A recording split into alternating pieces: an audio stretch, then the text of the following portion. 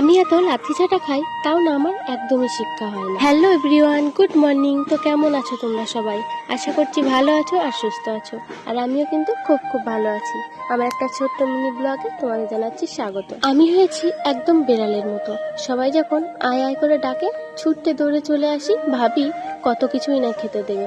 যেই কাছে যাই আর মুড়ো ছেঁচা ঘায়ে দেয়, তখন আবার ছুটতে পালিয়ে যায়। আজকের বারটা শুক্রবার, আর আজকে তো উল্টো রথ আছে।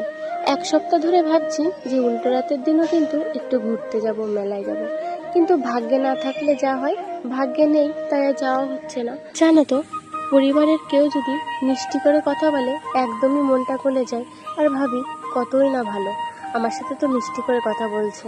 যখনই আমি এদের প্রতি একটু মায়ায় জড়িত হই, ভালো ভালো ভাবি, আর তখনই কিছু কিছু রূপ বেরিয়ে আসে, সত্যি মেনে নেওয়াটা খুবই কষ্ট। এখন ভাবি নিজেরই মনের ভুল নাকি ভাগ্যের দোষ, সেটাই বুঝতে পারি না। জানি না এত অস্থির মন নিয়ে আর কতদিন টিকতে পারবো, তবু যতদিন পারি চেষ্টা করে যাব।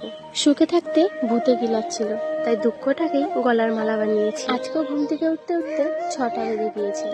তো ঘুমের থেকে 6টার সময় উঠে আমার সংসারের কাজবাজগুলো আমি শুরু করেছি। 7 দিন ধরে রথের অনুষ্ঠান চললো, নেমন্তন্ন এসেছিল সেখানে যাওয়ার জন্য। 7টা দিন দেখতে দেখতে কেটে গেল।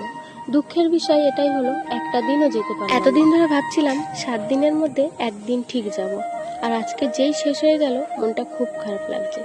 একটা দিনও যেতে পারলাম না, ভাগ্যটা এতই খারাপ। এখন মনকে এটাই বোঝাতে হবে, ভগবান হয়তো চাইনি তাই যেতে পারিনি। বাসনগুলো মাজা হয়ে গিয়েছে, এবার চলে এলাম আমার রান্নার জায়গাটা সুন্দর করে লেপার জন্য। আর বৃষ্টি হলে তো এই জায়গায় স্যাঁতসেঁতে ভাব একদমই যায় না, তো মাটি দিয়ে একটু লেপে নিচ্ছি। আর গরু যেহেতু বাড়িতে নেই, সেহেতু গোবরের খুবই অভাব। মা যদি কোথাও থেকে নিয়ে আসে তাহলে হয়তো গোবরদের নেপা হয়, আর না নিয়ে আসলে আর হয় না। আজকে সকালবেলায় আর স্নান করলাম না। কয়দিন ধরে সকালে স্নান করার পর এত পরিমাণে মাথা যন্ত্রণা করে আর একটু স্থির থাকতে পারি না। ওষুধ খাওয়ার পরও মাথা যন্ত্রণা কমে না, তাই আজকে গা কাপড় ধুয়ে ঘরে চলে আসলাম। আর এবার যাবো রান্না করতে।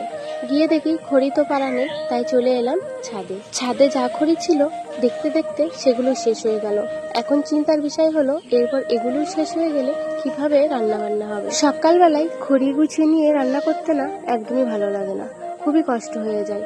তাই আমি বিকালে খড়ি গুছিয়ে রাখি। অনেকদিন ধরেই বৃষ্টি হচ্ছে, আর ততদিন ধরেই আমি এরকম খড়ি নিতে আসতে পারছি। যেদিনকে একটু ভালোভাবে রোদ ওঠে সেদিনই আমি একদিন দুদিনের খড়ি নামিয়ে নিয়ে যাই। ফাইনালি চলে এলাম রান্না বসাতে। ভাত বসিয়ে দিয়ে এদিকে তরকারিটা গুছিয়ে নিচ্ছি। রান্না করব নিরামিষ, আলু পটলের কষা আর ভেন্ডি চচ্চড়ি।